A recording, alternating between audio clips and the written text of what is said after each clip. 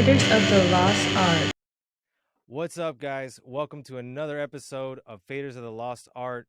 We got incredible stuff coming up so far. We've had great guests such as Cool from Cool and Dre, the incredible Lou Diaz, Miami legend. Today, we've got an extra special guest. Let me start by introducing my co-host, Ken Lewis, Bob Horn, Fareed Salamah.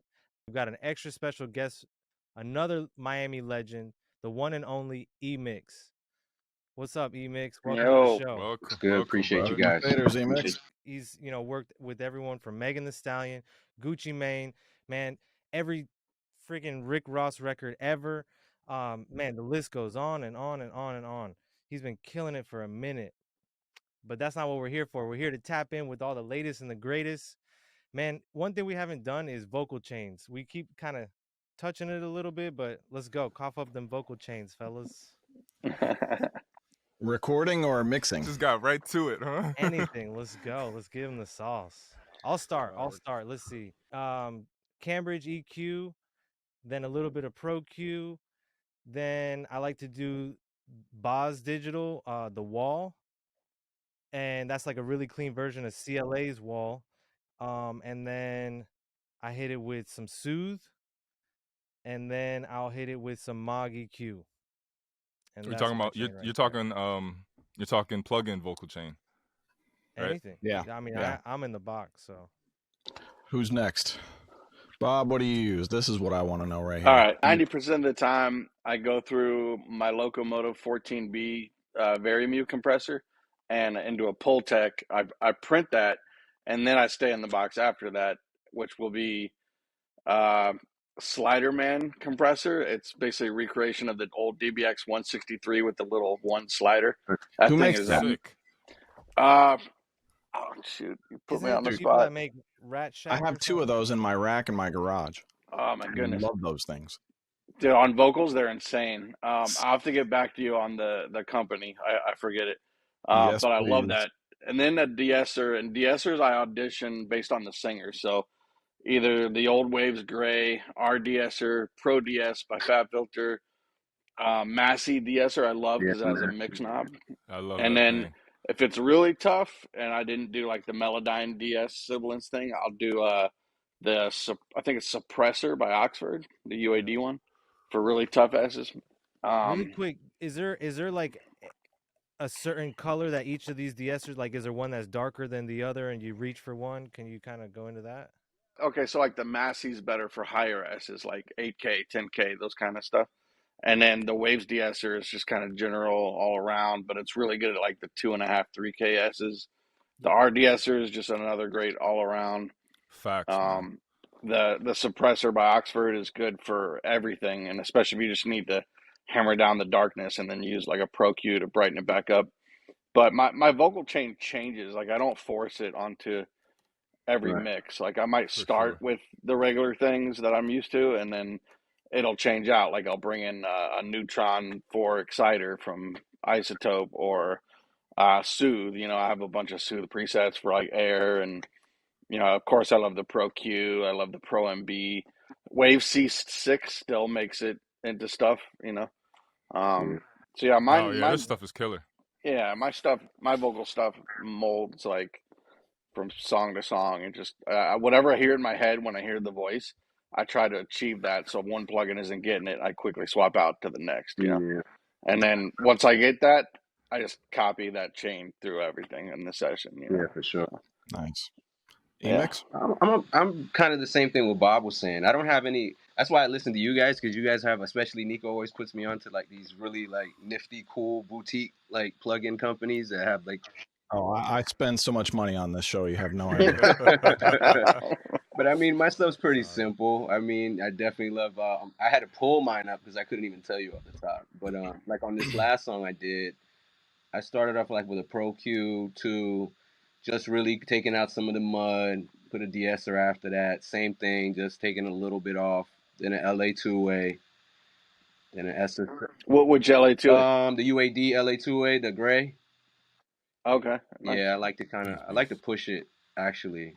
I had a conversation with Josh Goodwin about it one time. He was like, "Man, I like to see that thing touch 7 dB of reduction. I was like, wow. And I started Man, pushing wow. it like that, and I I've been, started understanding what he was talking about. I've Levels been it using it wrong. like butter. Yeah, Does that gray one give you like? Does that UAD LA2A give you like that low mid bump like the CLA 2A? I feel it does. It does definitely give it some Okay. kind of some girth. That's what Yeah. I like about it. Most of the stuff, the UAD stuff that I'm using it for, is really to kind of, because now, especially the vocals I get are really thin, and they're rough mixing them thin. And then I have this issue where they want that, so I got to kind of give them that, They had but at the passed all the same lows time, out. kind of sneak in those lower harmonics back in to kind of still give it that thickness to kind of really make it sit out instead of. You get sessions with the API graphic with all the lows all the way to the Oh left and all man, the highs all the way boosted. I have not seen that. you know what I You get a haven't lot seen of. that? Well, Ken, you're Dude, I lucky, get it all man. the time. I get it all the time. You get it, Fareed? What, bro? I Woo-wee. fight with some clients, man, because of the low end. They're like, "Oh no, take out more low end," and I'm like, "Bro, you're losing the body, you're losing the warmth." And then I also like at the end I like to put the UAD distressor on there because it adds a lot more thickness also. Love the Nice. Ooh, distressor on the end of Shit. my chain for That sure. Harmonics and Yeah. the distressors is sick. yeah Like, Yeah, crazy. Yeah, one of we my that's why I have the Mog at the end. Is I actually only use the Mog EQ for the sub and the 40 on vocals. I don't really yeah use the top end I on do that vocals. too. Yeah, I actually have a mod. masterpiece. I got an EQ4 here in my rack too. That sometimes Oh, I'll nice. go out to. So most of my vocal chain just became the new Mixing Night Audio plugin, LOL Comp. So we're finally in alpha, and dude, this thing, it's just, so it's, LOL Comp is 5 of my chains kind of put under the hood. You turn one knob and you Nice. get a whole shitload of stuff going on under the hood, and then you can audition what each chain does in real time. Right. And it's got a drop down, and it's got a whole bunch of other kind of more advanced functions, and it's replaced nearly everything that I use on fucking half my mixing. Wow. And then Wow. so I'll use that because I baked my vocal chain into it. So Mm-hmm. my vocal chain is now this. Like, oh, Yeah. that okay. I need to tailor that this much on the bottom, and okay, move on to the next thing. It's saved me so much time. But then That's awesome. sometimes I'll finish with the UAD distressor just because that thing has a sound It to does. it. Something about the UAD distressor, especially with the bell curve on and the filter settings on, just really sits your vocal right in the middle of your mix, really present and clear. I think that's a About cheat. how much reduction and mix do you have going on that? A lot. A I lot. usually set like a medium slow attack, like maybe 6 or 7, and a fast release. And I'll just have the compressor working most or all of the time. At least a little touch on the quieter stuff because it's at the end of my chain. So I'm really wanting it to, Right. Likewise. you Me know, too. Level Me out. too.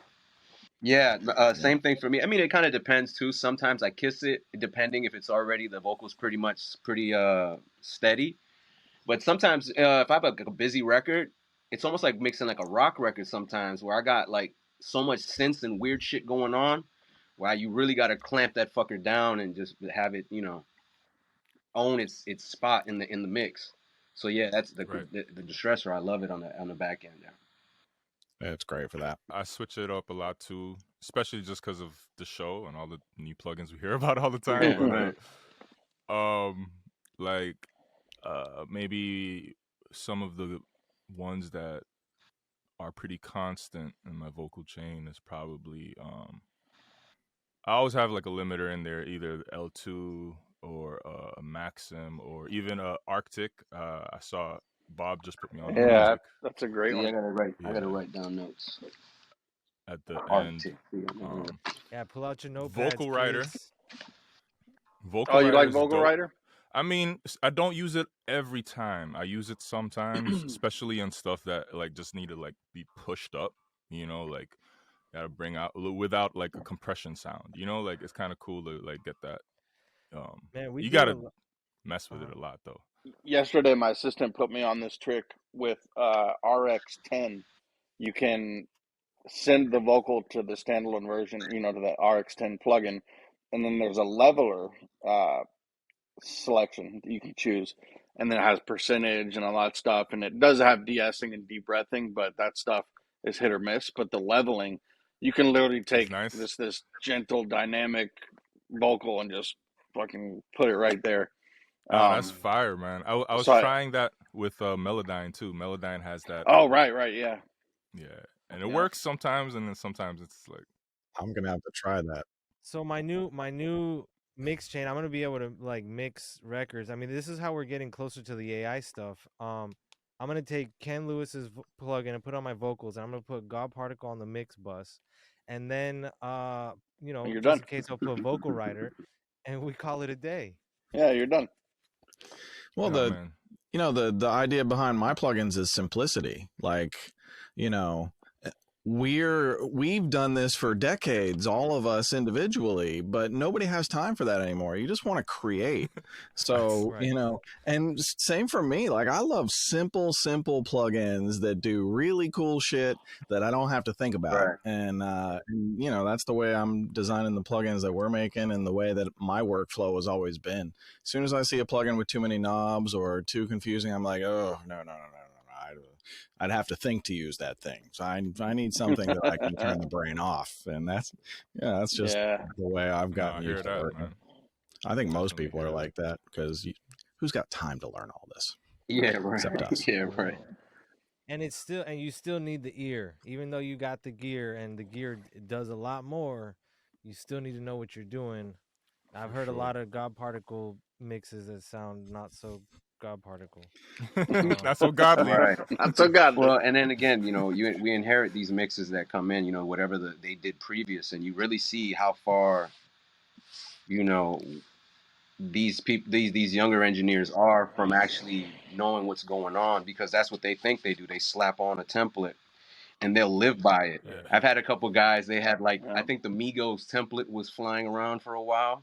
So it was they just slapped their vocals in there with on a, you know, it was like a template built off a mix they had already mixed. And, you know, obviously from anybody who really has some kind of ear would hear it and say it sounds horrible. But because this was the Migos template, they just owned it. They just said, you know what, this is what it's got to sound like. I don't like it, but that's what it is. And it's like weird. But so these kids are like, you know, there's definitely a level of, you have to have the ear and you have to understand what you're going. I'm definitely noticing like gain staging is like a topic that's probably not. I don't know if it's like. Yeah, people don't even know, man. Like, you bypass one plugin, a vocal will drop 30 dB. You know. Yeah, right. Right, or like everything's slammed now. A lot of stuff is slammed. Sure. And I think some people are going for that sound. It's kind of, I don't know, you know. It's kind. I think they get married to that sound, because that's kind of like what they produced the record around, is whatever sound, you know, they kind of first came up with. And they kind of just added to that. It's definitely a snowball effect, you know, because the producer who's sending in the beats is crushing his beat and send it to them, and then they're recording. They're not gain staging in the recording session, so now they're trying to make the vocals stand up in that, you know, distorted beat. And then they're putting another L2 on top of that and crushing the shit out of that. Yeah. Yeah. Cheat code for the guys recording vocals over 2 tracks, which is most people, is buy track spacer. Put that on the 2-track and send the vocal to it. Yeah. And because everyone crushes the vocal to get it above the 2-track rather than turning the beat down. So put track spacer on, and you'll probably have less crunchy of a vocal. Well, when you're tracking, start with that 2-track at like -10 or -12, so that you that's better advice, but don't. That's given. Like, you got to be doing that if you're tracking. Yeah, but a lot of people don't know how to do. They don't know. They're like, oh, here's the 2-track, and now let's scream the vocals louder than the 2-track, because you know. But you should take that 2-track and turn the fader on the 2-track down like 10 or 12 dB when you're recording, so that the microphone doesn't have to be turned up to oblivion and, you know, distorted to capture the vocal recording. And then you can rebalance things after you record in the mix. You said that scary.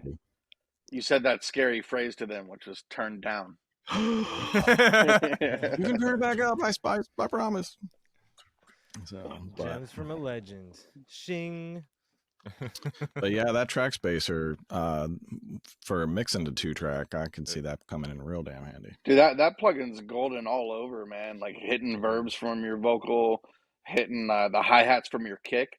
Like when I went with I was mixing the dance record yesterday, and I put track spacer on the hi hat and sent the kick to it.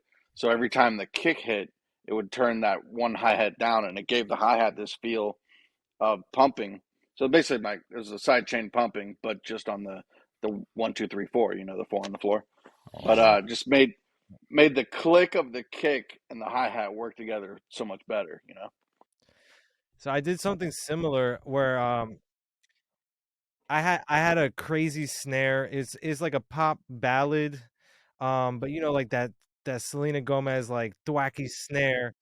But that girl vocal has to come through, right? I can't have that snare smacking on top of my girl vocal. So I usually put track spacer in the music section, but I also put it on the drum section, and I kind of focused it on actually I put it on the snare track itself, just so Mm. whenever the vocal was hitting and the snare hit, it wouldn't cover it. But if there's any section where there was no vocal, and that snare would be untouched. You know what, I've been using it, man. I get these guys with these crazy 808s, so it's been nice, and I like that. You can kind of like tailor it to kind of just the section you want it to be, the frequency range you want it to start ducking at. So that makes So when I get those strong 808s coming in, and it starts competing down there in the lower end of the vocal, it's been real sweet to keep that vocal. So Mm. what's your theory on, or like, what are some tricks with you mixing kicks and 808s together? Like, what takes precedence? What side chaining do you do, if any? What, how do you marry those two It things together? depends. It's sometimes, man. I love if I can just let them live, but usually the way I like it, even though sometimes the producers are kind of weird with it, they have the kicks buried and it's not really punchy. I like my kicks to be punchy. So Yeah, sure. if I see them competing, sometimes I try and do it EQ wise and just create little holes for each other. If that doesn't work, then I will just old school sidechain and just duck out the 808 in my sections there. Couple, depending on how many dB. Sometimes, I mean, I've had it. I try not to do too much, ducking out on the 808. But I mean, sometimes I've had it where it's fucking really like really pulling that fucker out like a EDM song or something. But that really makes the What do kick. you guys use for that when you guys duck the 808 against the kick? I like the Fab filter, the C2, I think it is. I just like the interface on it is super Yep. like friendly. They actually, and then it has like a drop down menu that's a little more intricate if you really want to get in with the frequencies and stuff, exactly where you want it to, like, the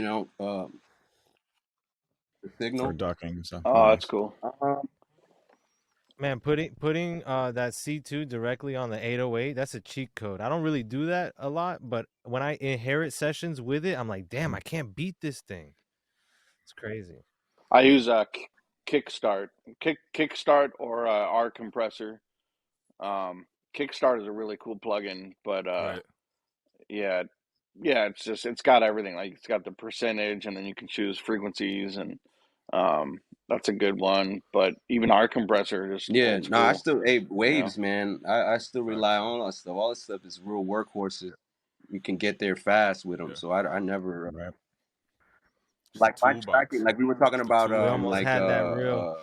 vocal chains. My tracking chain was all waves, and that kind of started because in the beginning I would get kind of these niche plugins, and then we'd be traveling.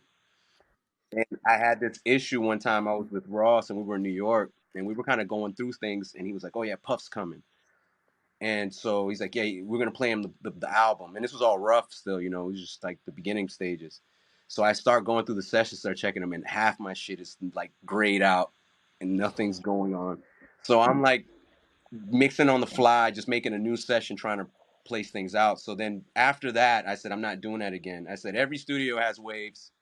So my new basic thing is going to be right, a right. waves chain, and then when it's mix time, then I can get Mm-hmm. funky and yeah. So I love waves Right. chains. You said you have an analog rack there. I just have What some do you gear. got in your analog rack? Nowadays, I just kind of dump out.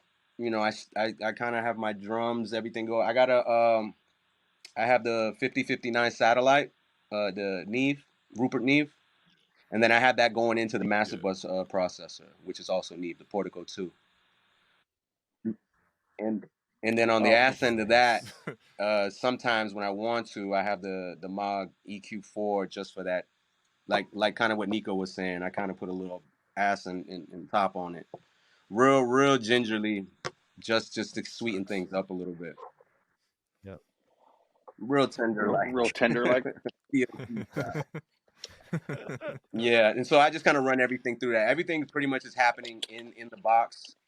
Man, I've been looking at that Flock Audio patch bay because I would love to get a lot more flexible and use more of my gear because I have other shit here, but it's like I just kind of like started unpatching shit because it's just recall wise. I was, you start hitting walls. It's cool when the schedule is smooth and you're getting like a song a day, but then when you're getting recalls and then you get new projects and then you got to remember. And I was taking pictures and I said, printing passes. Where you at, Dan? Not this past one, but I saw Flock Audio like 2 years ago when I was at NAMM, and I was amazed. So they just released a new one. You might check it out on their website. They updated it somehow. I'm not really sure, but that's what I heard.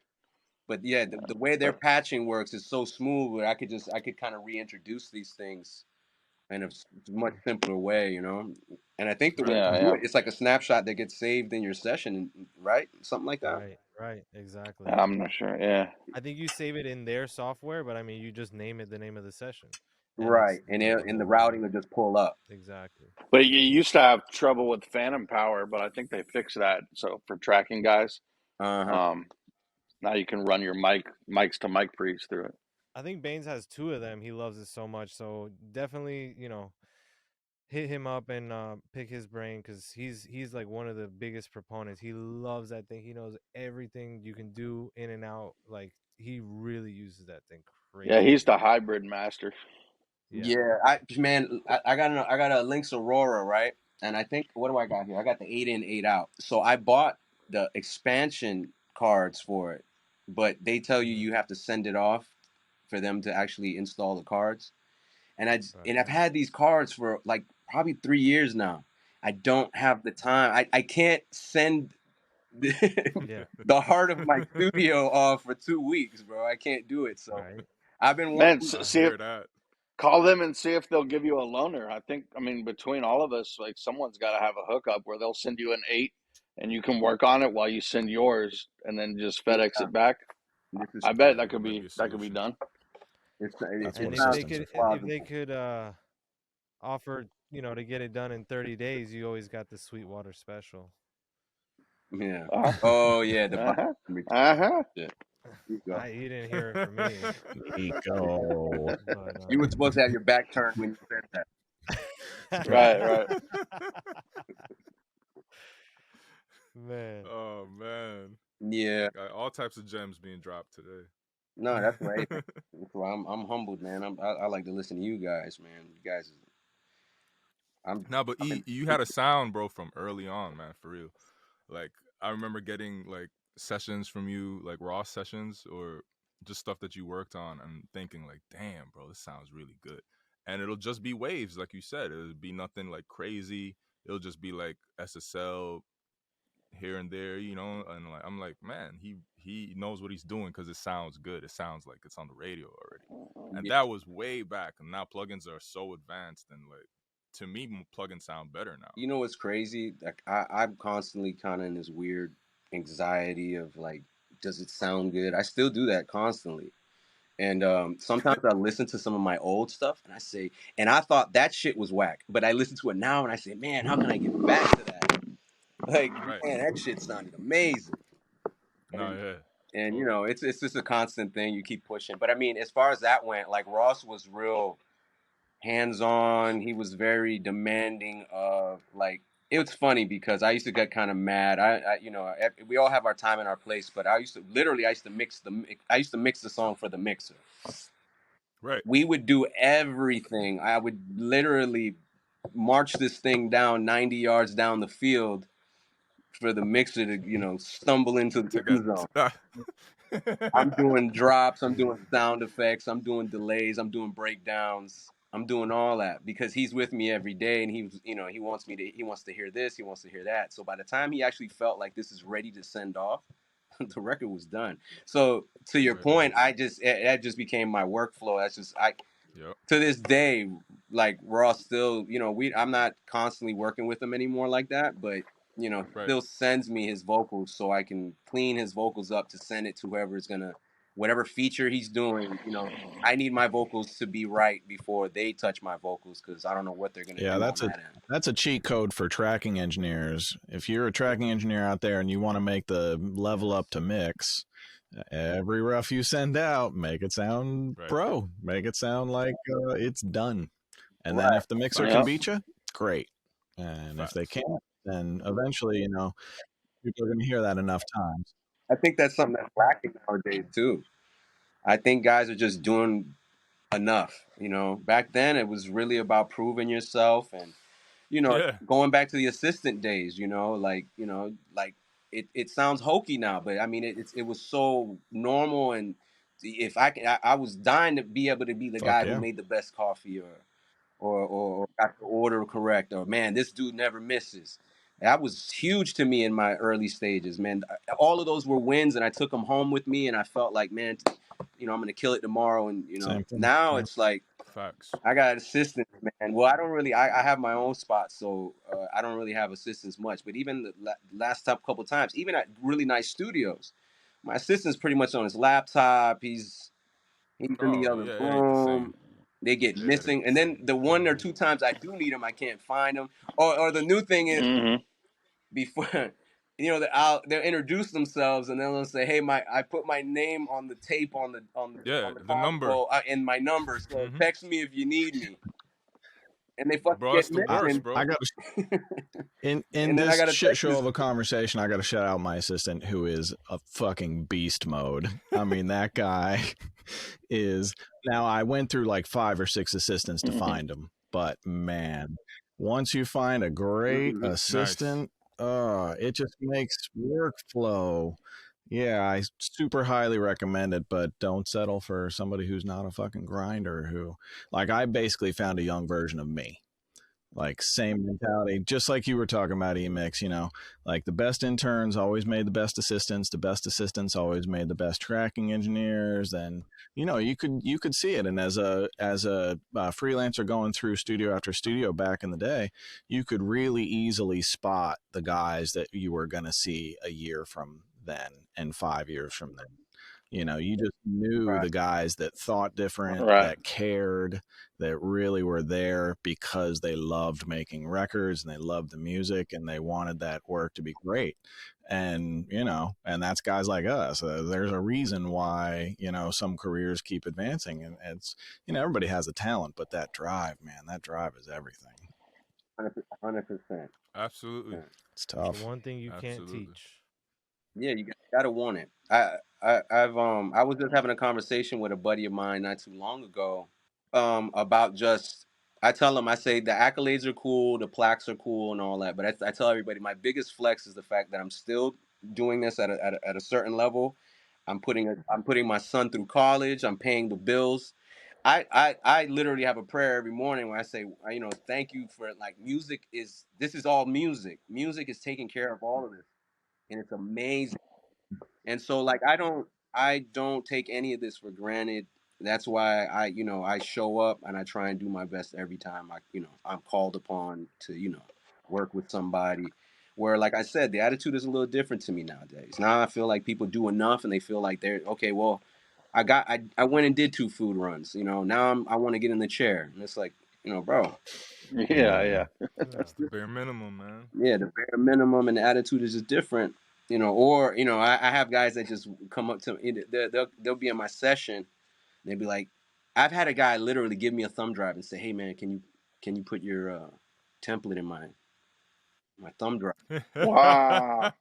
And talking about this real quick, as me Ballsy. as an assistant, I remember back in the day, to the point where I feel like I didn't say enough when I was assisting for, bigger mix engineers back in the day, because I didn't ask any, because I didn't want to bother them. I just wanted to Facts. be there when I was called upon. What somebody told me and what my cheat code was, I still had to do the recalls. This is back when we had those printouts of all the gear and you had to write the lines Mm-hmm. where all the knobs are at. So after the Yeah. session, that was my study time. I didn't bother the engineer while he was mixing. After, when I was Yeah, you had to doing do the all the recall. recall sheets and zeroing Yeah. out the board, I was looking at what he did on vocals. I was looking at what he did on drums. Yeah. And that's how I got my info.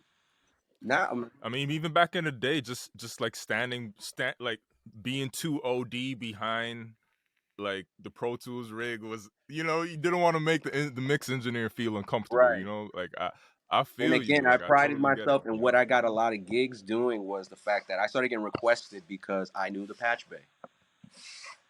And hey, That's when important. they were giving me these plots and put it on track this, I need this going here, I could do that. I could get that for them, and that was like, at that point in my career, that's all I focused on, was that's what I'm playing. That's the role I'm playing right now. I'm gonna be the man on the patch bay. So I used to just sit next to the patch bay.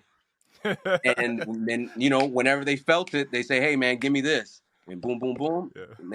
and the signal's there. All right, another small victory, and we just keep doing that until the end of the night. Great job. See you tomorrow. Yep. Nah, for sure. That's how you get that call back. That's how you get that call back. Then you get requested, man, and people start calling for you. And I say, shit. Hmm.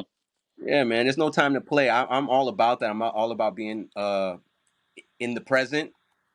Like, if I'm here on this interview with you, I'm fully here with you guys. If I'm in this session, I'm fully in this session. I'm not thinking about what's going on at home. I'm not thinking about what I got to do tomorrow. You got to be fully present and give them everything Truth. you got right now in this time. And it's worked out. I Early in my career, I saw a lot of guys shoot, like my peers, people that were in kind of like, graduated around the same time as me. We were all working. I saw some guys kind of shoot, forward fast. And I remember questioning myself, like, man, do I need to do more of that? It was more kind of like LA showy kind of thing. They were kind of like trying to be stars. But like stars, they kind of burned out, they burned out after a while. And I realized I can't do that. It's just not me. I'm just going to run my race. I'm going to do it. I do things the way I do it. And over time now, I just celebrated 20 years last September that I've been, since the first day I started Nice. interning in a major studio, and Crazy. it, Congrats, bro. and a lot of those guys that I started with aren't around anymore. A lot of guys Hmm. that were kind of flash in the pan, killing the game, that I was kind of jealous of at the time. Like, man, what am I doing wrong? Those guys have moved Well, on, and one who thing knows I've what seen they're doing. repeated so many times over and over Nah, is the yeah. way you treat people on the way up is the way they're going to treat you on the way down. So if you build great relationships Yeah. while you're building your career and you stumble and something happens, you're going to have a great support system to help pick you back up. But boy, if you shit on those people on the way up and treat them like you're the star and they're nothing, and then you falter, they're just going to watch you go. Bye. On to the next. I was having a conversation with this artist the other day.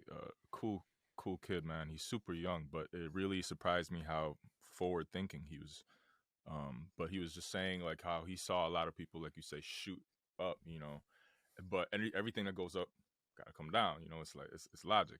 15 minutes of fame, et cetera, et cetera. So he's like, he kind of wants to do, or kind of like he's been observing that his career is going more like this. It's more of a, it's up, stagnant a little, up, but Right. it's a steady climb. As long as you're steady climbing, you know what I mean? Yeah. Like, I guess the point is, it's a marathon, not a race. Yeah. You know what I Well, mean? Like you want to yeah. exactly. I tell people Exactly. too, It's like, just good to stay it, grounded. either if it's an inch or it's a foot or Because it's a meter, as long as you're moving forward, Right. as long as you're making progress, Yes. you're headed that way. You can't beat yourself up, because Facts. sometimes I'll even do that to myself, because I feel like I should be pushing myself more, or something like that. But then I gotta kind of chill out and say, hey, you're still making progress, you're still moving forward, you're still growing. And yeah, it's a process for sure. I remember long time ago. I remember we were working with Pitbull, down here in Miami, and Pitbull had a good take on it. And this is before Pitbull was Mr. Worldwide. He was just Mr. 305. And I Yeah. remember he told me we were talking. Only We were Mr. actually, 305. yeah, we were talking about. We were actually talking about artists, right? And 50 Cent had came up because when 50 Cent had dropped his first album, you know, it skyrocketed. He went like what, like double platinum in like 2 weeks or something. It was just ridiculous. And I remember him saying, because at that point Pitbull was kind of like what you're saying. I mean, he already had a name and he was doing his thing, but it wasn't that. And I remember him saying, he's like, I rather this because right now what I'm doing is slowly building my fan base. And as I rise, that fan base is going to support me and keep me up. And plus, it's only up. When you come out the gate, like breaking records, it's real hard to maintain that. And basically, How you the gonna only And way it's is hard how you down. gonna for break artists to your own deal with record? that mentally and emotionally Yeah. when they can't repeat that level of success. Yeah. And Oh my when it gosh. comes so Oh my easy, gosh. they Yeah. don't That's why you see a realize lot. the luck that they had in that one and how difficult it is to get the Right. next one and the next and the next. And man, you got to double down when you get that kind of success. So, Yeah. Yeah. Yeah. There's an old saying that says you got your whole right. life to make your first hit record, but then after that you got about a year and you're on tour and you're And your doing whole life press has and you're changed. trying to. Yep. After that, shit gets real. Yeah. Right. Yeah. Yeah. Crazy. Crazy. Shoot. So yeah, slow and steady wins the race, I'm baby. 30 years That's right. in, still grinding. One thing that's pretty popular that I've seen a lot these days, and I'm really proud of and happy for all the guys coming up. But what I want to ask you, in your opinion, your take on this, Emix, is that transition from being one of the top tracking guys to then being trusted with the mix. You said like you've taken the ball so far down the field so many times. How do you really get them to trust you to take it all the way? Well, for me, I was lucky enough to have built a pretty strong relationship with him. That was my main guy. I was with him. I was his. Well, I knew Ross before he blew up. I knew him when he was still doing mixtapes. He was probably on his last mixtape when I met him. I was actually working with I was like, I was really on my way really early. I was working with Uncle Luke on his last album. And at the Wow. time, I was also doing double duty with Trick Daddy, which at the time Trick Daddy was Miami. He was the Florida. OG. That was when we did that record. Let's go. If you want it, you can get it. Let Crazy. me. That was like Trick at his peak, and I Huge. was Trick's guy. So Yep. like when I Yep. met With Ross, the Ozzy Osbourne. it was like he was like the up and coming dude. And so anyway, moving Yep. forward, our relationship grew. I became his guy. I was with him for 9 years, I believe, his main guy. Wow. So probably about years. I mean, what was funny was I was doing everything else but the albums. So if we did any Right. mixtape stuff, if we did any like remixes, and I mean, this stuff was going on the radio, this stuff was going out, and it was a constant battle because for whatever reason in his mind he felt like that's just what we're supposed to do. Yeah, it sounds great, E. Now we send it off, and it was a point like, yo, like you like it now, don't you? Like, why do you feel we got to Right. go that extra step? So it was baby steps, because I don't know. I guess album in his head, he felt like the stakes were too high, and so it was like, let's just give it to somebody that's established. So he started giving me like a couple Absolutely. songs. He said, okay, well, I'll try you out on these songs. Hey, I already liked how these go, but let's see if you can like battle against whoever we're sending it to. And so I had to battle, which kind of sucked because I had an argument about that too because I wasn't having the same. These guys were booking out rooms and Hit Factory and stuff to mix these records, and Oh man. I was in his house off a laptop battling. But I won some, and he started getting a little more trust in me, and then I started getting more Yeah. records. And on the side, I was already mixing other artists anyway on my own, and I was mixing his artists and his label. Um, and yeah, and then it just, I'm not gonna lie, I was probably flying by the seat of my pants most of those mixes, just kind of freaking out. I wanted to be so good. where you'll overdo it. You're over mixing, you know, where it probably was great 4 hours ago, and you're still doing things. But once I got past that, and we had these songs released, and we're getting the fire emojis online, and they loving the music, and oh man, it sounds great, and I got the confidence more to kind of, instead of asking, be like, man, you need to get me that record. And I think Yeah. he respected, like, he felt it. He felt that attitude. He felt that, I feel you feel more than competent to do what you got to do. And, Yep. and then it's just, cashing the check, okay, I sold you the dream. Now I gotta make Right. this fucker happen. So when he listens to it, he said, Exactly. I used to say he always he makes a stank face. He makes that face where it's like, when he would do that. Yeah. But if he didn't like it, and this is not just my mixes, there's several top tier mix engineers that I had to save their life on, because Ross, what he would do was, if he didn't like a mix, he would do this, and what that meant was space bar, space bar, space bar, hit the space bar, stop, you know, and so then ASAP. yeah, when he starts doing that and he starts like fucking nodding his head, that means before the music comes up, I already say, fuck, this is gonna be a problem. Space bar, Yep. turn this shit, turn it off, turn it up. I don't even want to hear it. And Damn. and so I had a lot of time to kind of work with him. What I didn't have a lot, which I wish, was I didn't really assist for a lot of mix engineers for a long period of time. So I got kind of thrown to the wolves. So I think my tracking experience was maybe longer than it could have been if I felt like I knew what I was doing earlier. But it all works out at the end, because I learned my Yep. artist That. and I saw his work, and I was kind of Exactly. transitioning. I was the go between. He didn't speak engineers, engineers. I don't know how we Yep. want that language. So Right. he didn't even want to talk to the mixers at all. He would tell me, and I've worked with everybody. Leslie did a lot of our stuff. Fabian did a lot of our stuff. Ray C, Jason. And so I had to be the go-between. I had to be the guy, because Mhm. Ross didn't. He didn't want it. He would say, "E, you know what I like," and so I'd have to translate that. So even if Take one it of from these there. Yeah. guys didn't get it the way he wanted, he'd yell at me. Yo, E, why Yep. the fuck this not sounding right? Why is it da da da da da? And I'm like, pay me the check, man. But Yeah. it was Yeah. cool. It was a learning experience because I understood a lot of the things that used to freak me out. That, hey, these guys that are guys that I look up to, go through the same shit. They're fighting Yep. with the Right. engine. They're fighting with the artist about vocals. They're fighting about the kick. They're fighting about these things, and why does it sound like the rough? And because I was that intermediary between the artist and the mixers, I was learning that process, and then was able to apply that to my own process and experience when I was working with my own clients.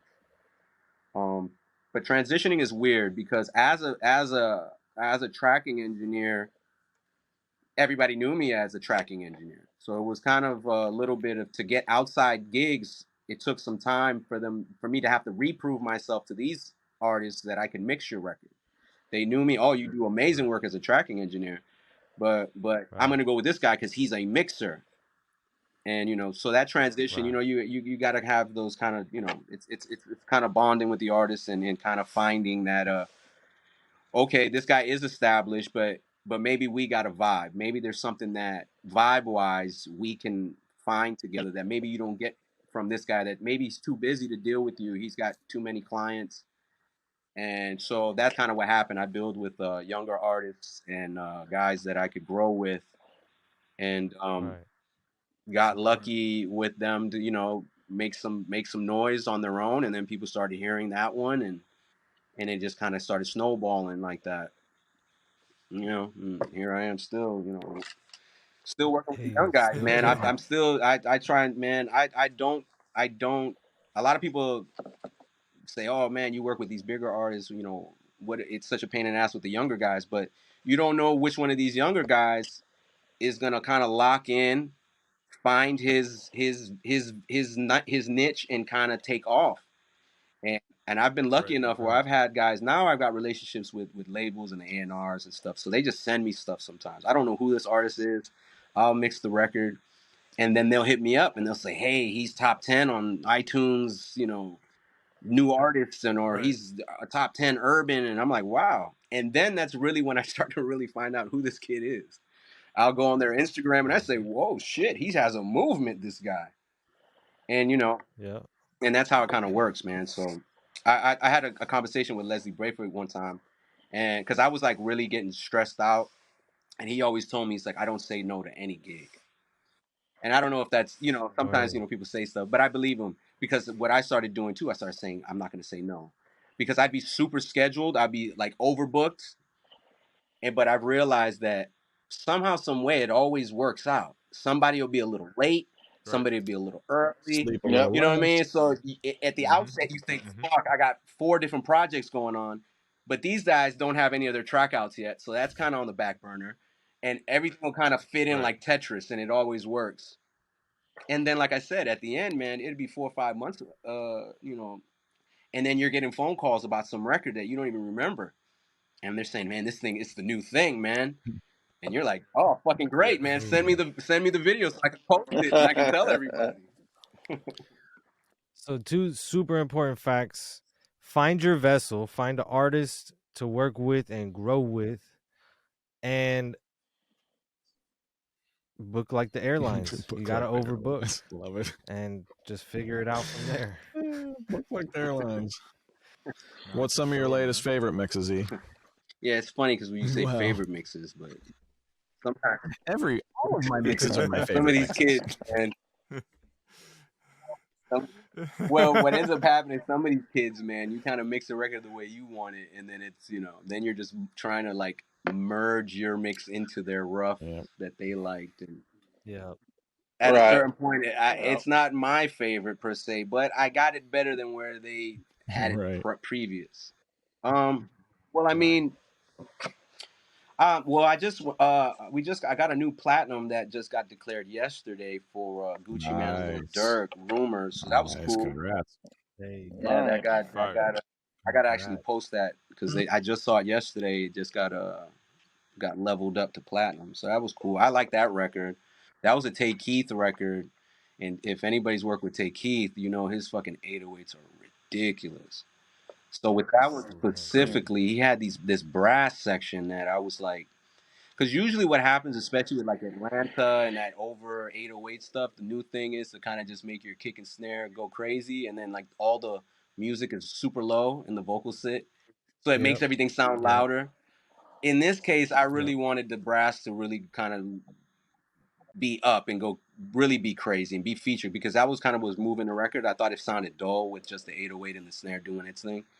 So I like that Yep. mix because I felt like I still I got the 808 to do what it was supposed to do, but also made sure that that brass really stood out and was, fucking Apparently, slamming. people liked it. So that was cool. Man, it's crazy you mentioned that, because I always put the music section where I like it, and then I turn it down because I'm always feeling like I'm louder than the radio with my music section. And I'm like, man, I want it to be here. This is where I want it to be hitting and moving the record. But it's just like, I feel like that's one of my things that I need to work on the most, is like getting my music section just right to be padding, but not taking over the attention of that 808 and the vocals. A lot of the older school types of mixes that we grew up on listening on the radio and stuff, the vocal was more buried and more sat more in the Yeah. mix. Now it's like, oh, I need the Drake vocals. I need the vocals straight up, which, and a lot of people don't realize it's how you record too. It's delivery, it's proximity effect on the mic. It's not all about the mixing style. You know what I'm saying? But like, if you can't get that sound, people just turn it up. So the vocals just loud as hell. Yeah, right, Yep. right. And So with the let me ask feature, you guys a question. Do you go through periods of where your style changes? Like I just started a dark period, meaning like tonally EQ, Like my mixes are going to be dark on purpose for a while because I'm into it right now. But Nice. I've had my bright phase, I've had my mid-rangey phase, I've had my For wide phase, sure. and they The cycle. Do wide you guys phase. I've go through had the that? wide phase. The wide I love the wide phase. phase. Yeah, I The definitely wide think. phase makes you feel like God in front of the speakers because it's like, is this Atmos? I thought it was Yeah. just stereo. Yeah, It's huge. Nah, for sure. Yeah, for sure. yeah, I Do you couldn't guys tell have if your it was. phases? Definitely, I don't yeah. know Definitely, if it's man. a phase. I think Yeah, you every gotta day get is trying. a phase. Yeah, I just kind of wander kind of, through yeah. this career Yeah, Right. and scooping up records. I'm having this phase where I'm kind of shelving the high end, maybe like let's just say like a master bus EQ. I'm doing it individually, but just for this concept, if I were to like take the Mog and negative cut the shelf at 2.5K up, but then I'll go up to like the Air or 10, 11K, something like that, and push that a little bit to make up for the Mm, darkness. So that's Yep. kind of something I'm doing now with like vocals and drums and like I'm putting God Particle on my drum bus, and that actually naturally shelves the high end down from yeah, 2K and it boosts the mids. But then I go to his EQ on the plugin and boost the highs, which are above Right. it. So it kind of like makes up for the darkness in a cool way. yeah. There's something Smooths it about out. Manny Mariquin's mixes that are like really dark on the Yeah, top, but They're they're present. not. There's still but a lot up they're there. not muddy. Right. So Yeah, you put them on an analyzer, and there's like it's like rolled off. You don't see anything above 6, 8K or whatever, but It's it not doesn't harsh. sound like it at all. It I sounds think he's crispy. really good at like the area between 1 and 4K, like having plenty of that without it being harsh or annoying. yeah. Yeah. Like, cause his stuff sounds amazing on the phone. So yeah, he's one of the best dark mixers that doesn't Yeah, sound dark. It's Well, I insane. remember early. I still do it from time to time, but I'll definitely shelve stuff like individually because I remember early we were like when digital was kind of doing digital. I remember the high end was like funny, and we were always talking about like analog and transitioning, and so analog was always kind of a little warmer. So like I would kind of do that where I would shelve a little bit, not a lot of times not audible stuff, maybe like 12K, like up there in 12K, just shelving some stuff off a little bit, just to kind of Hmm. same kind of concept, kind of just have things a little bit more rounded out. Yeah. Because I I actually thought things just were, did the mm, darkest BTS mix I've ever done. And because usually those are pretty bright and open on the top end. And Bob, did you mix anything on the Sugar D-Day album?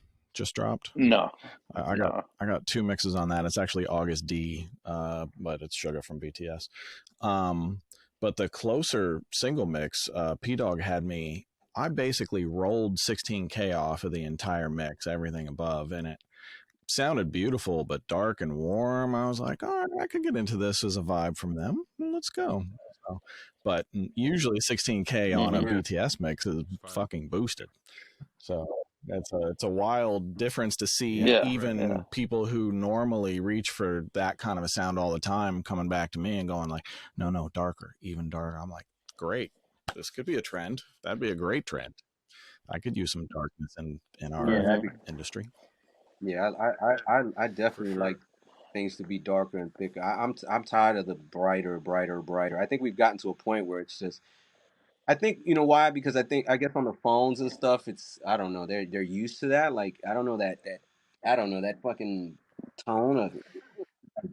Listen, is it me or are these You ain't gotta iPhones? say Yeah, nothing. These iPhones are progressively getting shittier speakers. I remember like a couple years ago, the speakers got really good and clear. weren't too loud, but they were clear. Now they're a lot louder, but they crap out so I'm trying to easily. tell you, It's man. ridiculous. Most of the reference vocals I get now are shrill, man, shrill and Jeez. crushed, and they love it.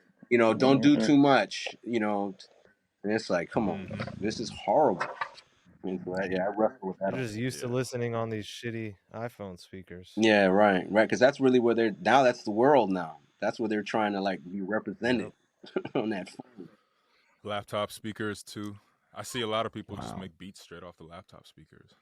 You know, and I'm Crazy. like, That's crazy. do That's you, not even do you fun. hear? can you hear the 808?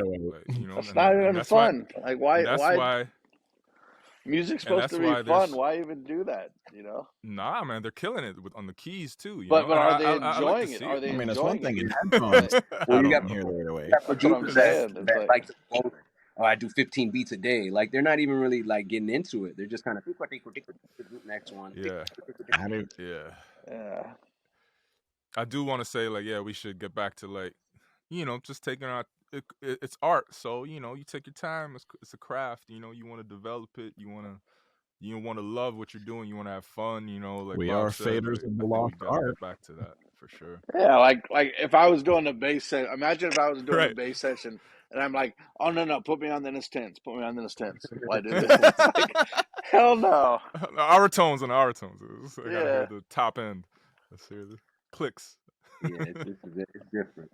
Nah, man, it's cool. It's Yeah, and crazy then when to you see. see now, talking about the AI stuff, even more less involvement. Like, and people get excited about this. Oh, we have to do less. They'll create for us. I say, wow. Like, why would people? I don't understand why people get excited to do less, to be less involved in the creative process It's a little of their strange. creation. Yeah, it's one thing if it can really enhance and grow your creativity in Yeah. new ways, but yeah, I think it's going to dumb us down as a society pretty badly once AI really kicks in for all of us. Man, I did a remix like a month ago, and I had this girl come in, and she's like, I want to do new lyrics and record new lyrics on the bridge, and she literally pulled up ChatGPT and got Oh, new yeah. lyrics for it. It's like, wow, this For is my sure. first experience. Okay, You it's better happened. credit. You better credit ChatGPT on there. Because it I don't know knows. if You she You know, know will. what I mean? I don't know if she will. Is it just me, or did we get like? I feel like we got like a 25% decrease in talking about AI music since the Drake thing came out. Everyone kind of like curled back in their little shell a little bit.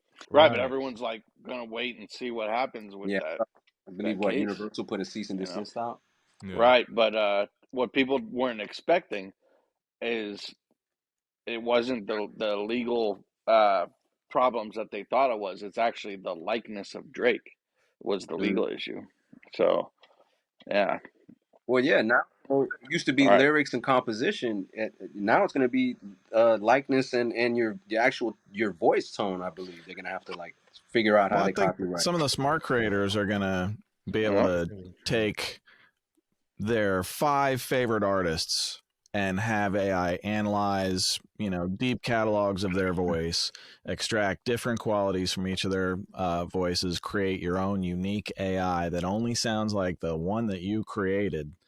And nobody's going to know how you created it, what other voices you came from. And then that's going to be your artist voice or your songwriter voice or your whatever.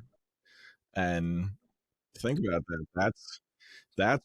That's where AI is going. AI is going to do for songwriters what autotune did for singers or non-singers.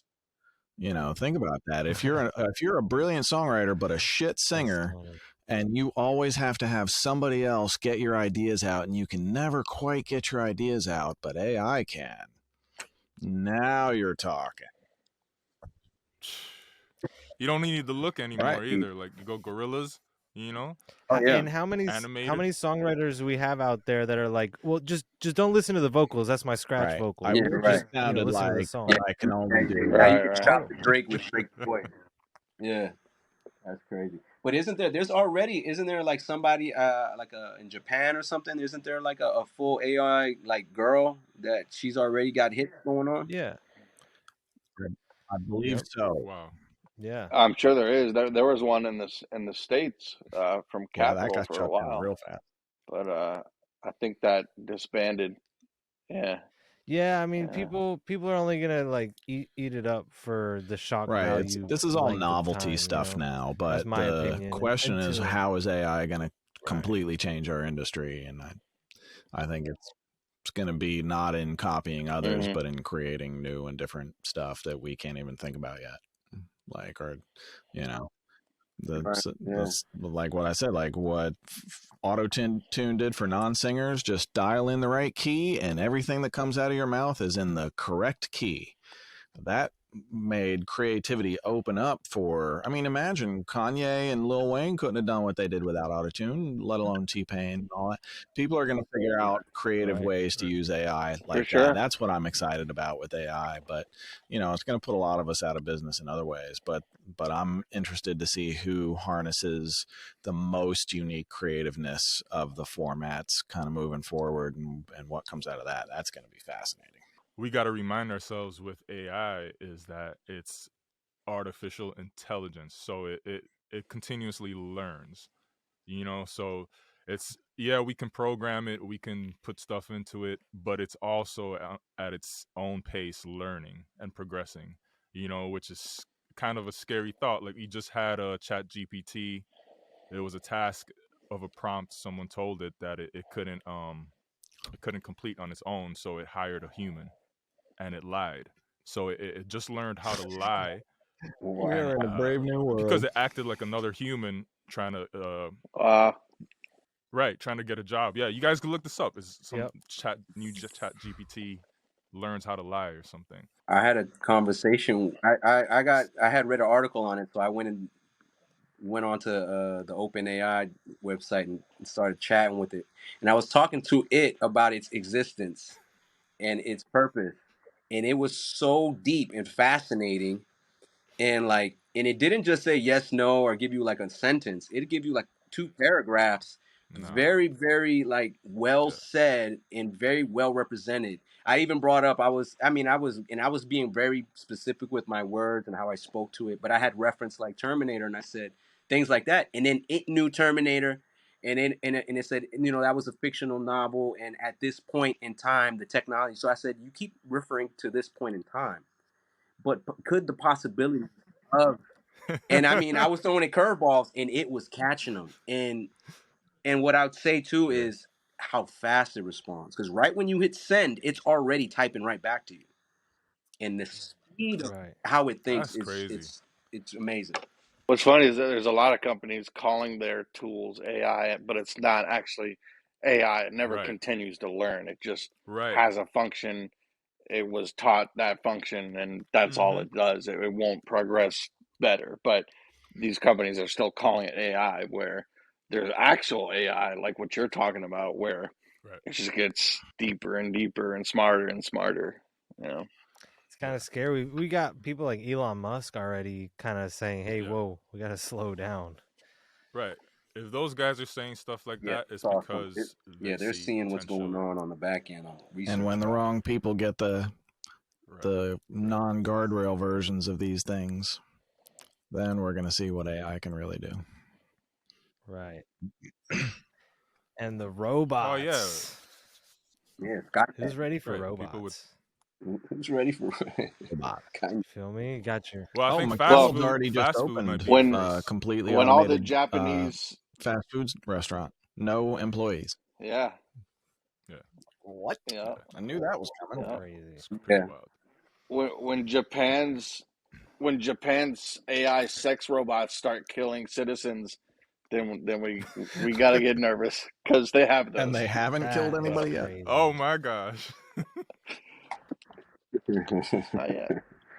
Well, even if they go on strike first. Well, Amazon has those stores where you don't even have to pay any money. You just walk in, pick what you want, and it already like knows how to debit from your account. I've seen them. Yeah, you like, as soon as it goes around the rim of the cart, it adds to cart on your phone, I think. I've been to a I store haven't like been that to one in yet, Europe, but like is a that how it grocery works? Yeah. store. That's wild. awesome. Yeah, it'll know even if you pick something off and then put it back on it'll remove it. It's all cameras. It all know. Wow. It's super smart. Great. Face recognition, all that. Yeah. Wow. Yeah. So, E, are you doing Atmos I'm not. at all? I've been having some conversations. I feel like I'm a lazy ass because I haven't really delved into it, and I feel like I should, but I haven't. Man, I'm in Atmos deep Me too. So I'm about to get into it, but so I had a question then for you, Ken. So, doing Atmos mixes from printed stems or Atmos from the ground up, Do you believe, because some people are starting to say from the ground up is a way better No. Atmos mix? No, No. I think the point of See, the I didn't think- Atmos is yeah. to give the listener the exact same song, and you don't want the listener to listen to this going like, is this the same? Is this a remix? Is this? You just want the listener to go like, holy shit, this sounds incredible. This sounds like the biggest version of exactly what I know. And so, yeah, what was the original question about that? Oh yeah, but so from ground up, you lose all of the vibe that the people love about the stereo mix, because they have worked on that over time, they approved it, it's final, boom, and then you take the same tracks that you went from scratch and you go to Atmos, you're going to lose all of that vibe that you fell in love with the stereo mix. Whereas now, what if it hasn't existed yet? So you're going to do the stereo and the Atmos. I think right things now are headed there, but it's going to take a long time to get there. To where I believe it's going to possibly be one mix, the Atmos mix. It will fold down to stereo correctly. You'll master one for Atmos and one for stereo, and donezo. And I think. So you think that's going to be a while? I think it's going to be. You can do it right now. And we've been experimenting with the new Obscene Stealers singles, doing just that. We'll probably end up with a stereo mix and an Atmos mix. But it is possible to get your Atmos fold down to stereo sounding like a great stereo mix. So I think that's a matter of time. But that also includes completely changing listening formats. So it's going to be a long time, and that's okay. We're not getting there soon. So I recently did this quick experiment, because I'm new to Atmos and diving in as well. So if you need anything, just ask. For sure, I'm gonna have tons of questions. Trust me. But nah. So I got answers. I did a test like on my phone, right? Because this is where people are listening to music mostly, right? From their phone. Mm-hmm. So I did Apple Music, in the Atmos playlist, and I found Faith for the Weekend, right? Played it back on just regular headphones, right? And it sounds great. It sounds very wide and open, right? And what I noticed was I heard more lyrics that he was saying, that The Weeknd was saying. Like, I heard the words clearer, and it sounded clearer, which was cool. But I'm like, damn, something about the stereo mix that I missed. So I go to Tidal, right? And I have the hi-fi subscription on Tidal, and I play the stereo mix, and it's just like, it's like night and day. You know what I mean? So I'm like, I don't know if it was just me listening on regular headphones, if I need the Apple Ear Max, or I need to be in a real Atmos environment. You know what I mean? But to me, there was just something that was lost. And I don't know if it's just the volume too, because like this, they shouldn't be. That's the thing. If you are listening on Apple with Soundcheck on, the Atmos should be it should hit you at the same. That's what I'm saying. Like, it wasn't super lower. But I also have on Tidal, I have normalize off. That might be a big difference, because if you have Soundcheck off on Apple and you listen to the stereo against the Atmos, you're gonna be like, why would anybody do this? But you turn on Soundcheck and you're like, oh, okay, these are yeah, exactly, because you're dealing with basically the target in Atmos is -18, and the target in stereo is more like -8. So you need to normalize those two. But when you're listening apples to apples, that Atmos mix should slap. And apples to apples. Yeah. That's probably why the speakers are loud on the phone. Probably to compensate for the lower level of everything. But I will say this about Atmos. I don't think Atmos in headphones is really nice. No lie. But it's not like the super game changer that people are going to salivate over. Like, we have to have this in our headphones now. You know, the people who want a hi-fi audio or better listening experience are going to love it. But when it becomes the norm in speakers, my God, the level up from stereo to Atmos in speakers is religion. It's so much better. I really want to see where those Sing speakers go, because it's what, like two you or can three do speakers. three, and you get, 3 or full 4, immersive. and I think it'll do 5 does 714. Crazy. Oh, wow. But I don't think it's not like Insane. Well, I don't think they're once we ready get a for lot of pro people on level yet. those- They're like prosumer right now, but the tech on those things is crazy. Like, I feel like that Sing guy is this close to cracking the code on some serious game changing shit. Yeah. Because you literally you come USB-C out of your computer directly into one sphere, and that sphere talks to all of the other spheres and tells them how to correct themselves and where they are and what to play out, and they just know where and then you have an app to control them. I mean, the tech that the guy's got going is bananas, and he's just got some issues to solve. But there's some, like, I mean, just not having to have an interface anymore. That's what the Sing speakers could eventually do. Straight USB-C out of your computer into your speaker. One cable. Mm-hmm. Yeah. Right. Or One out of your cable, TV no interface. Because right now, speakers. And one of them can be stereo. Yeah. Right. Cool. Yeah. A single sphere does stereo. It's wild. So yeah, that tech is bananas. It's coming. Well, I don't think it's ready for pro yet, but consumer, it's fucking bananas. So we'll see if it gets there. Interesting. I think it's 2,700 per sphere. Yeah, like right? 25, 27, something like that. Something like that. Yeah. Yeah. Hey, that's coming in close to a Cali I mean, shit. Audio Yeah. or Retail, that's like 15 grand for a 714. I mean, if that's a super dialed in 714, that beats anything else in the price range, because you don't have to have the speakers perfectly in a. You can. It's not like you just slap them up, but you can kind of slap them up, and they know where they're at. So, price point is right in line with like Cali or some shit like that, I would think. Yeah. At the NAMM show, IK had the MTM setup in Atmos. It was really cool. You could audition it, hear it. What do they do for a sub?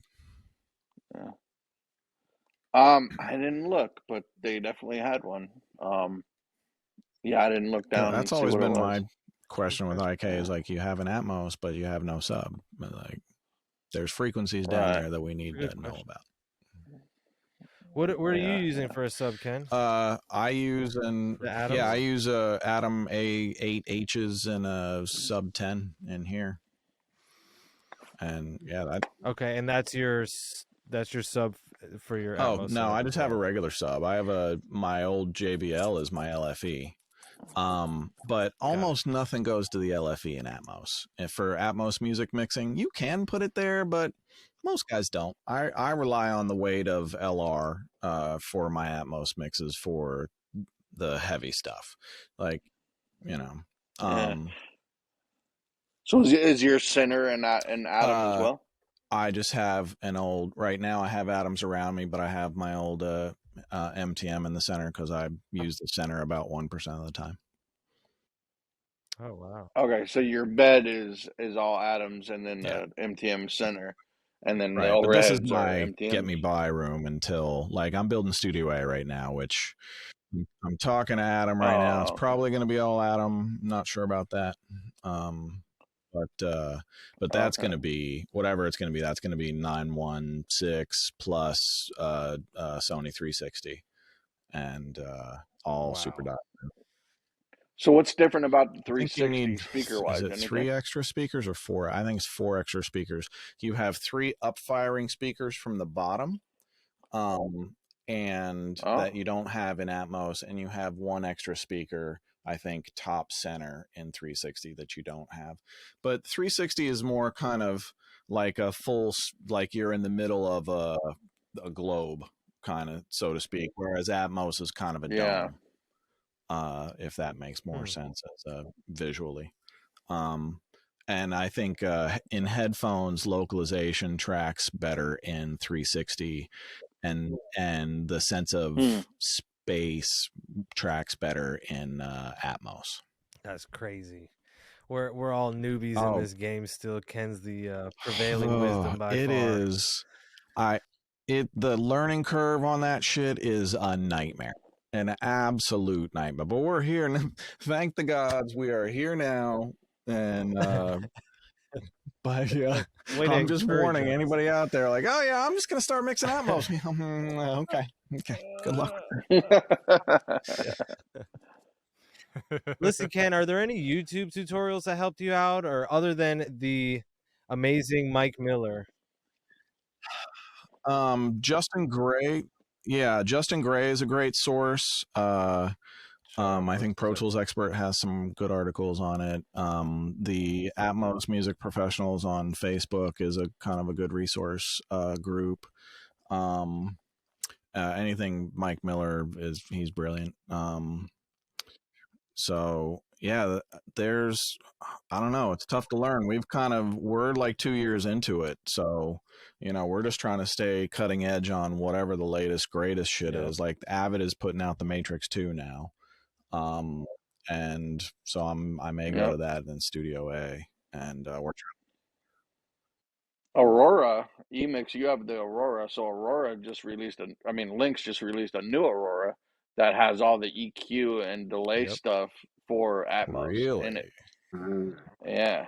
That's new Lynx Aurora. How much is that one? Yeah, not sure. I saw it at 5 p.m. when the NAMM show was closing. While I was walking out, and there everyone's packing up, like, oh shit. But yeah, I saw it. That's crazy. Yeah, I like Lynx a lot. They're good. They're good. I got the Hilo or the Hilo. I don't even know how they say it. Hilo. Yeah. I call it the Hilo too.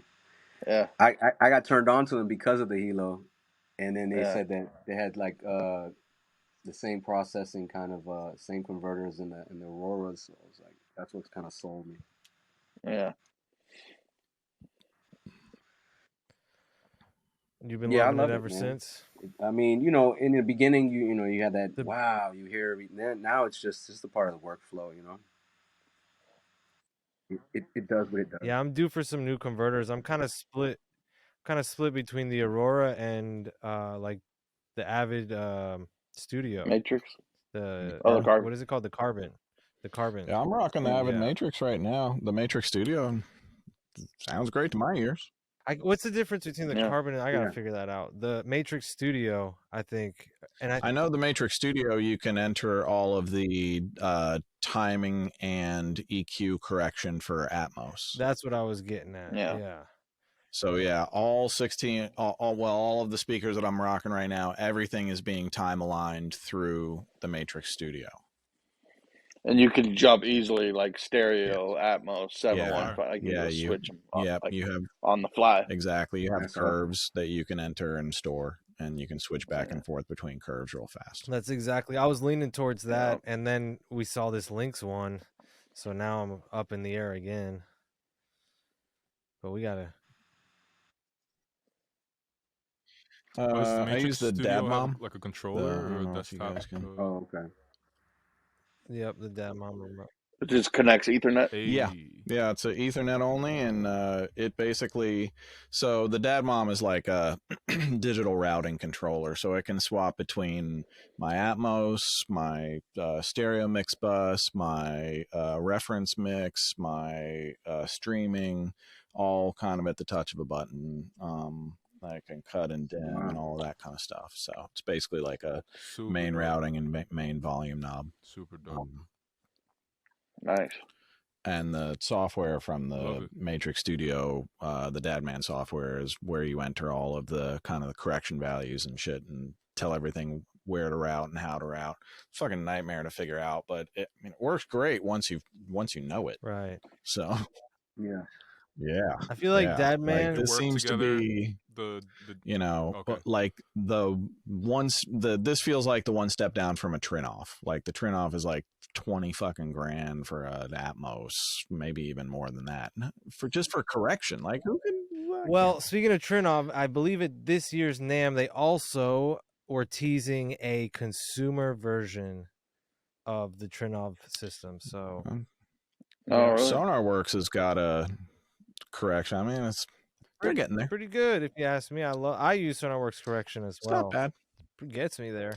Yeah, I mean the SonarWorks is really far along with stereo correction, but they're doing Atmos correction, and it ain't bad. I'm not using it, but I think SonarWorks is, yeah, it's invaluable. It's an invaluable tool to have, especially at that price point. It's like, I think everybody should have one of those mics and the software or whatever. It's, man, even if you're traveling and you got to just whatever you want to tweak a room that you're working in or anything, it's always good to have that. oh, for sure. Yeah, that SonarWorks shit tightened up my Ecuador room and my temporary room here before we got Studio B really well. Like I was impressed with that shit. Yeah.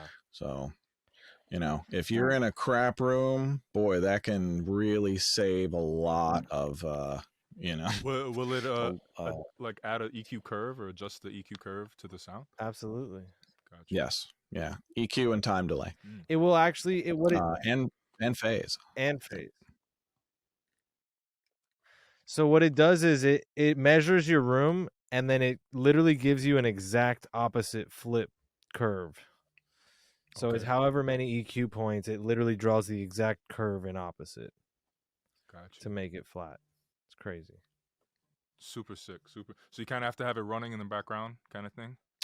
Yeah, so they have a standalone for your computer desktop audio, and then they have a plugin. So when you open Pro Tools, you just drop the plugin on your master, last in the chain, or whatever print track. And yeah, it's just like having an EQ on your on your speakers. EQ plugin. That's all it is, really. You just got to remember to bypass it before you bounce. Well, as soon as you try and bounce with that thing on, it'll tell you immediately. Yeah. Like, oh no. Oh, that's cool. Yeah. I had a client bounce track with VSX on it the other day and send it to me. It sounded so weird. Yeah, that's great. It sounded like Mike Dean's car. Crazy. That's funny. Yeah. Fun times, man. Some fun times with the technology. Yeah, I think wasn't Stephen Slate telling us that they're going to have Atmos rooms modeled for Atmos headphones? That's right. So yeah, that's going to be really interesting. Speaking of Atmos headphones, crazy. Have I shown you guys these yet? I got to give a shout out to Olwell. Dude. Oh yeah. For I think what are they? Holo spatial audio headphones. I don't. They only make one spatial audio one.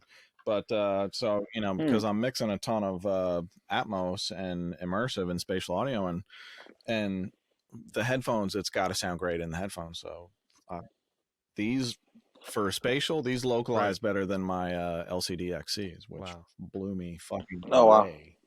And so when you do like you mentioned BTS earlier, you just did. Do you just go right ahead and do the Atmos mix too?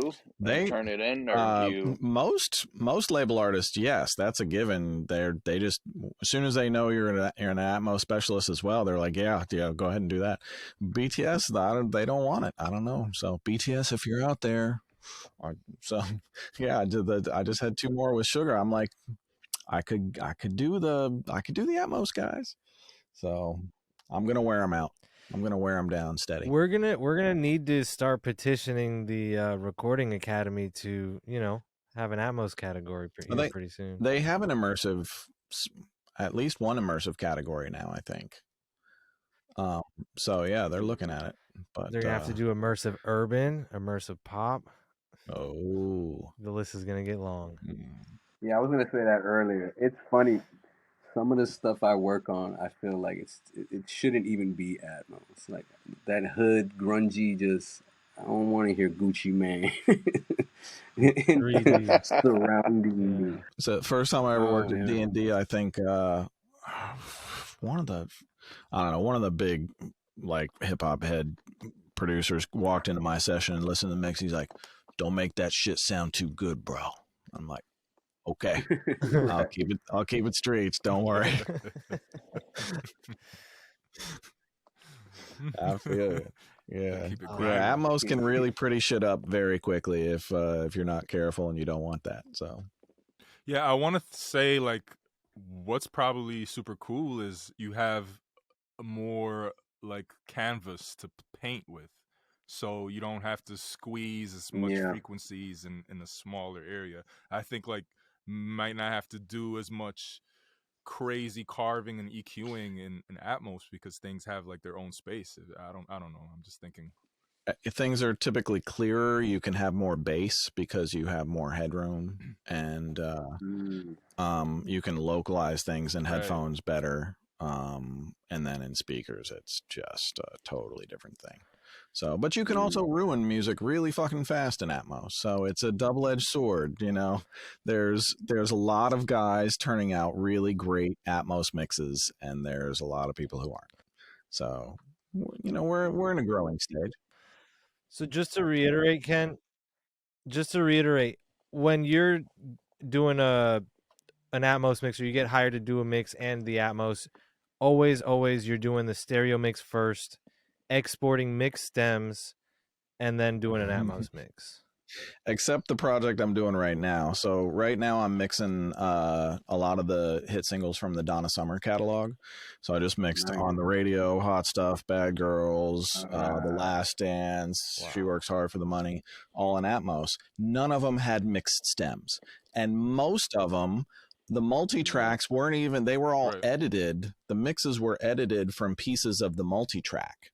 So, yeah. And the multi-tracks drifted when they encode them to digital. So first thing I had to do was reassemble a stereo multi-track from the 20-minute long recorded master that was given me. Then I had to correct for drift. And then I had to make sure that I wasn't missing any pieces on any sections, because this motherfucker would submix like the intro of Bad Girls is a submix of 15 minutes down in the song. And they just took out the vocals and the background vocals and the horns, and that's the intro of Bad Girls. So I'm assembling all these. So after I assemble and correct for all of that stuff, then I got to do the stereo mix and match the stereo mix to the original stereo master from scratch, and then stem it out for Atmos. And then I can Atmos it around me, because otherwise it'll never have the feel of that original classic. And if it doesn't have the feel of the original classic, what is the fucking point? So what you're saying is the whole process has been really easy. Oh, it's super. You know, the thing that saved my ass and the reason that I was drawn to it was because I've done so many sample recreations, that this is basically a sample recreation. You have to recreate the original mix from scratch, and you have to have a sense of how they did records in that day, and I'm old enough to know. So it's like match the stereo first, stem that out, then do the Atmos, and the results have been great. But it's way too much work for way too little money. But it's more of a sense of like, okay, can I do this? Is this going to work the way I think it's going to work? And, you know, can I bring these classic hits that have no mixed stems into Atmos for the rest of future correctly? And man, I think we cracked the code on it. It's sounding great.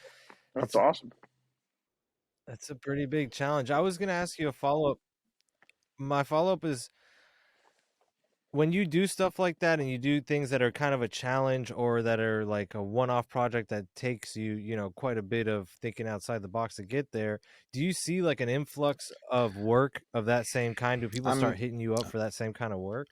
I hope to do a lot more catalog stuff, but if this is always the way a catalog is, I'm not sure. I mean, it's a boatload of work. But you know, as with every challenge in stuff like this, I've already noticed a level up in my own abilities because I have set upon something that's so challenging to myself, and I knew it would be. And I got to take like one of the best mixers from the 70s and early 80s and dissect his mixes, and he dug into these fucking tracks, man. Jeez. And this guy loves filters and gates like I just would have never suspected. And if you don't gate the drums the same way that he did, if you don't filter out the cymbal and the hi-hat the same way he did, it sounds like a totally different song. Wow. How'd you handle the drift? Pitch and time, Serato pitch and time.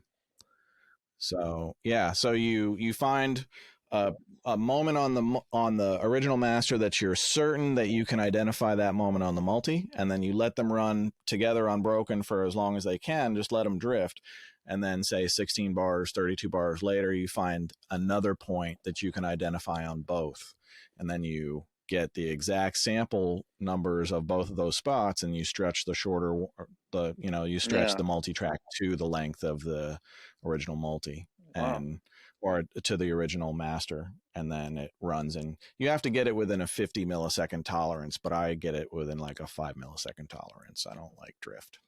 Time by a producer I was working with, where he would, they'd get samples and then, lock them in so they could produce around them. And he was using that and things he was doing with it. It was to a point, usually producer, I leave him alone, but I was like, bro, what are you using because it really maintains, its tone and everything, but he's speeding it up, he's slowing down. And I was amazed, and he was like, "Yeah, bro, Serato pitching time." And so I've had around a couple times also.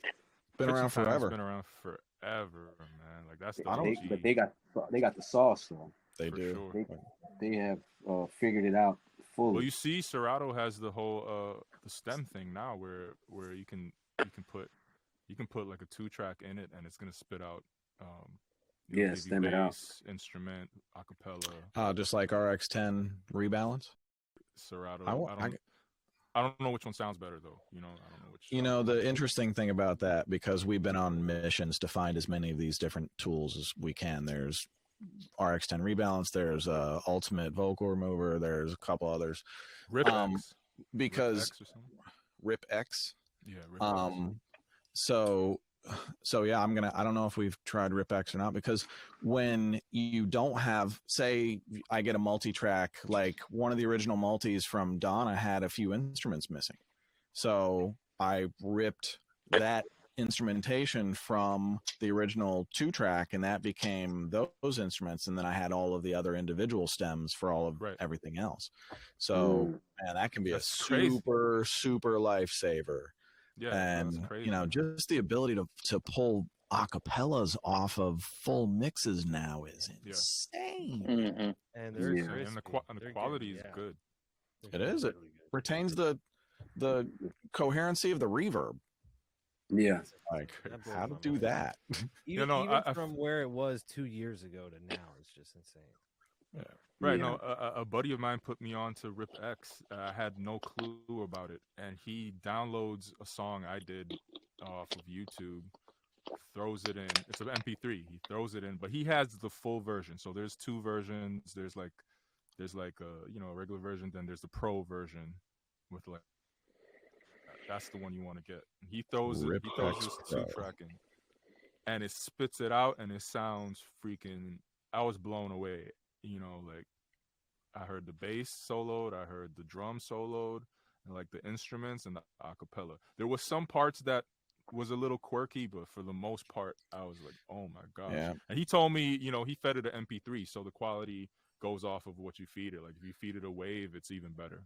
Well, what I found with these things is sometimes one will give you better results than the other. So if you've got something that's super important to you that you really need to extract, try a different 2 or 3 of these different tools and see which one gives you the best results for what you're trying to grab, because they all kind of have their different algorithms and focus points, but they do miraculous stuff. So it's crazy. It's amazing. Yeah. When first I saw that RX, I was just like, this is some CSI shit.